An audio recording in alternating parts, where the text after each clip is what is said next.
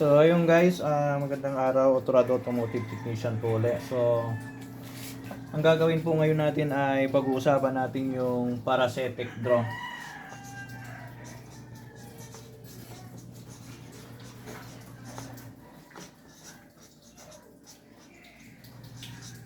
So ano nga ba yung parasitic draw? Ang parasitic draw, ito yung pagdiskarga ng ano natin, battery.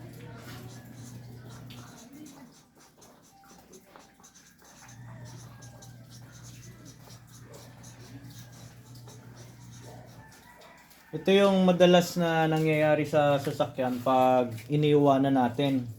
So ano nga ba yung mga posibleng pinagmumulan nito kung bakit nagdi-discarga yung ano natin, yung battery. So ang pinagmumulan niyan kadalasan yung ano natin, yung doom light, yung itong doom light na to.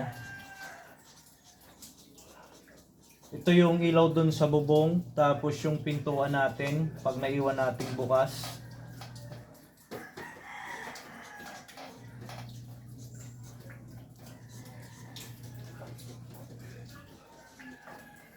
Tapos yung ano natin, alarm system, yung alarm system natin.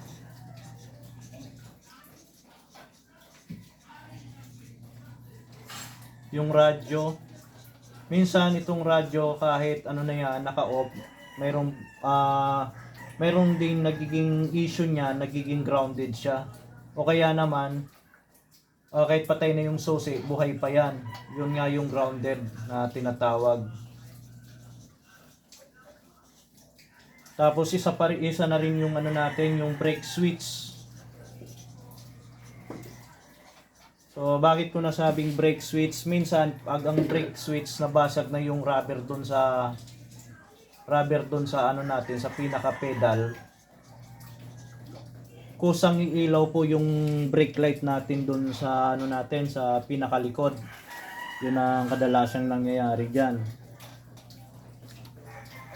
So ito yung mga pinagmumulan ng ano natin, pagdiskarga ng battery. So kanina mayroon akong pinakitang video, good charging yung alternator natin. Kunwari ang sasakyan natin ay good charging siya, tapos bago naman yung battery, tapos nakapatay yung mga ilaw, naka-off yung ignition natin. So bakit nga ba nagdi-diskarga pa rin siya kung okay naman tong lahat? So ang isang reason diyan kung bakit nagdi-diskarga yung ano natin, battery kahit bago naman, tapos yung alternator nagkakarga naman, isa lang ang pwedeng mangyari dyan na pagmulan kung bakit nagkakaroon pa rin siya ng parasitic draw. Yung alarm system natin, kung ang alarm system natin ay faulty na, pwedeng pagmulan din niya ng malakas na bagsak ng karga natin dun sa battery. Pero ang kadalasang nai-encounter ko kasi dito ay yung alternator. So madalas mangyari ito sa mga sasakyan na medyo may mga kalumaan na. O kaya naman yung pag nagkaroon siya ng faulty dun sa alternator, kahit bagong sasakyan, nangyayari din yan. So bakit ko nasabing alternator yung pinagmumula ng ano natin, ng pagdiskarga ng battery natin. So ganito kasi yan mga sir, medyo marami na kasi akong na-encounter na ganitong issue pagdating sa alternator. So pwede kasing pagmulan dyan, yung isa na dyan yung ano natin, yung diode, lalo na kung yung diode natin ay shorted na din. Tapos yung faulty na IC doon sa alternator. So kanina, yun na nga, pinakita ko sa inyo yung alternator, good charging siya. Pero bakit nagdi-diskarga pa rin? So ang ano kasi natin, ang sasakyan, kung ipaparasitic draw test kasi natin yan, kailangan magre-range lang siya ng 25 milliamp to maximum 50 milliamp yan. So kailangan hindi na siya diyan lalagpas. Yun, pag lumagpas dito sa 50 milliamp, so ibig sabihin malakas na yung pagdiskarga ng battery niyan.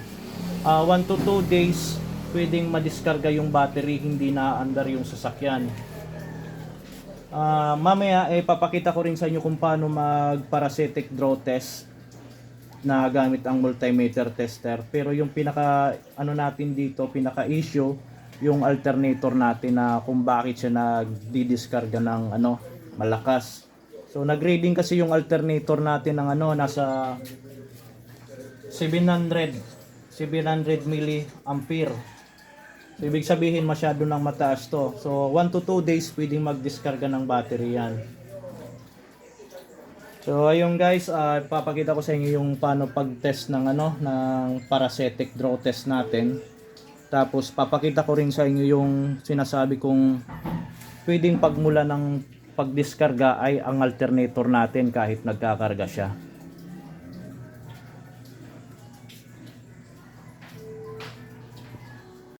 Bale ito na guys yung ituturo ko sa inyo na paano ba mag-parasitic draw test sa sasakyan. So halimbawa ito yung sasakyan natin, kunwari naka-ignition off na tayo lahat, tapos pupunta lang tayo dun sa pinaka-hood, dun sa may battery. Ang gagawin natin doon, tatanggalin lang natin yung pinaka-negative side. So tanggalin natin yung pinaka-negative side. So dapat naka-off na yung system, dapat nakasarado yung pintuan. Lahat ng electrical systems dapat naka-off.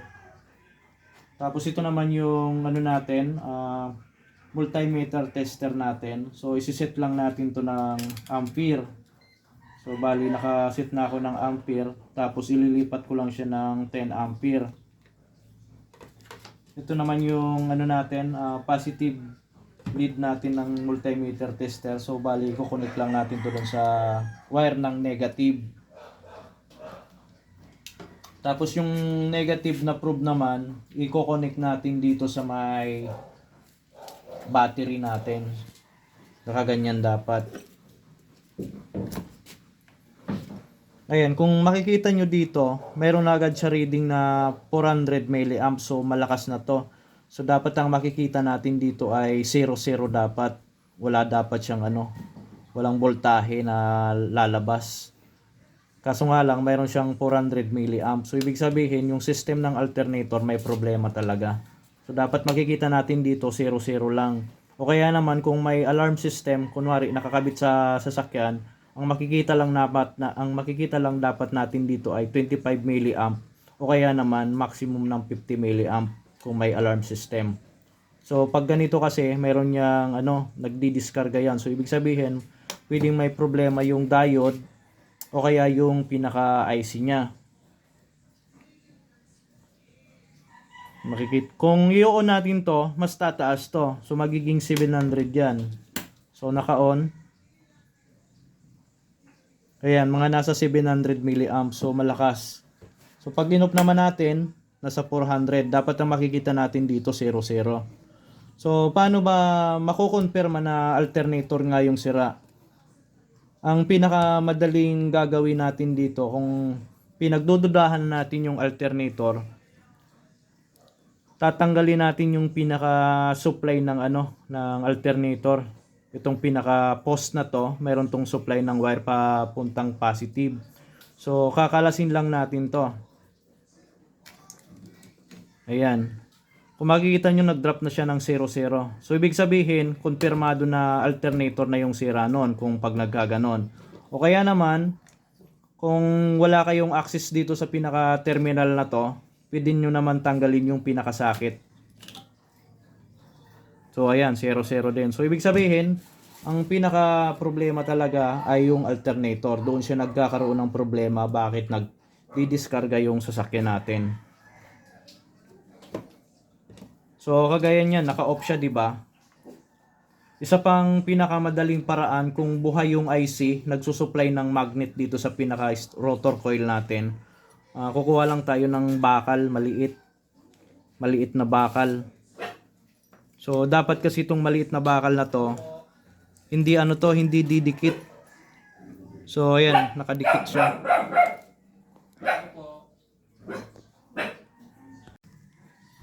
So yun guys, nakita nga natin na dumikit yung maliit na bakal dito. So ibig sabihin, kahit naka-off na yung ano natin, yung ignition natin, ay yung rotor coil pa rin natin, nagtumatanggap pa rin siya ng pinaka magnet. So ibig sabihin, nabubuhay pa rin niya yung IC. Kaya nagkakaroon siya ng pag-drop ng ano, voltahe, kaya nagdi-diskarga yung battery.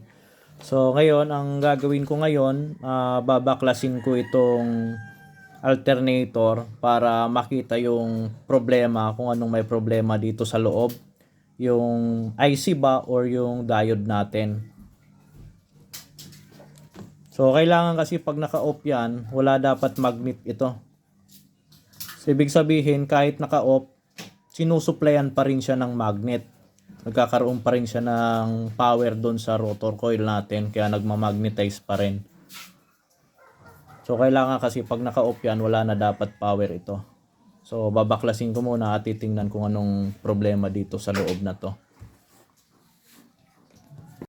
So ito na guys, nabaklas ko na yung alternator na may problema. So nagbaklas na rin ako ng isa pang alternator na maganda yung IC. So ito kasi yung may problema na IC. So bali ito yung iti-check na natin to. Ipapakita ko sa inyo yung sinasabi ko na bakit nagdi-discarga yung alternator kahit maganda yung charging niya, kahit bago. So ito kasi bago yung stator coil, bago yung IC. Pero pag kinabit na dun sa unit, nagdi-discarga na siya. So ito papakita ko sa inyo kung bakit nagdi-discarga.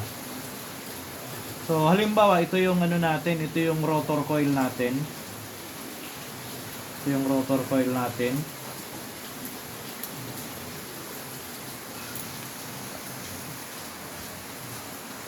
So supplyan na muna natin siya. Connect muna natin yung socket ng IC. Tapos ground. Lagyan natin ng ground. Tapos yung supply natin papuntang alternator post. So dapat kasi ito, kung naka-off dito sa ignition switch natin, kunwari ito yung sasakyan, naka-off yung ignition switch natin, dapat hindi iilaw to.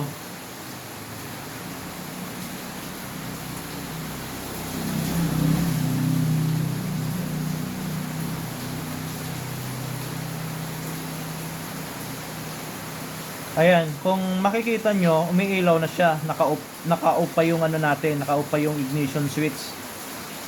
So, kumpirmado yung IC may problema. Kaya nagdi-discarga yung battery natin dahil dito sa IC, buhay. So, dapat kasi patay ito. Mabubuhay lang dapat ito pag sinwitch on mo siya. Nakaganyan. So, kahit pag naka-off, mayroon pa ring supply yung ano natin, pinaka-rotor. Kaya kumukuha pa rin siya ng kuryente dito sa battery, kaya nadidiskarga. So ayan, may problema talaga yung IC, kaya nagdidiskarga yung unit. Tapos ito naman yung IC na walang problema.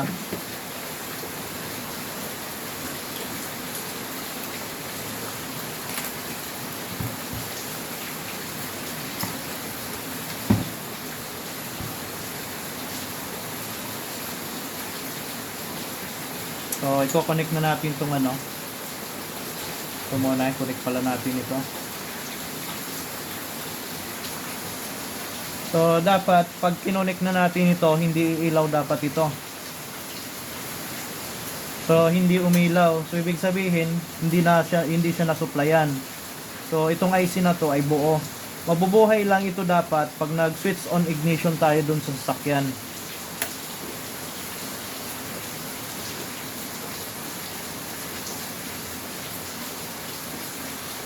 Ganyan dapat. Tapos pag in-off natin yung ignition switch, dapat mamatay din siya. So ganun dapat yung IC na maganda. Kaya yung natin, battery nagdidiskarga dahil dun sa alternator. Yun ang pinaka problema niya. So hanapan na lang natin to ng bagong IC para magawa natin yung alternator.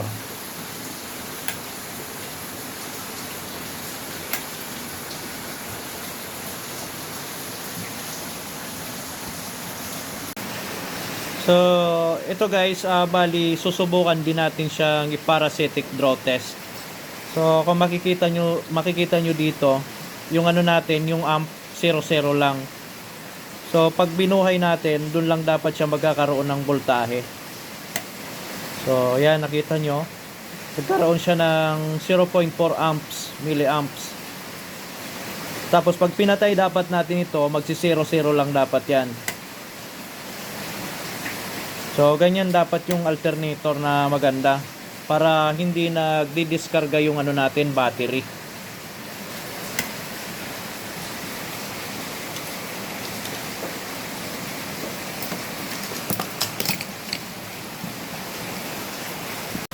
Ayan guys, sana mayroon akong na-share sa inyo uli na idea pagdating dun sa pagdi-diskarga ng ano natin, ng battery, kung bakit nagkakaroon siya ng parasitic draw.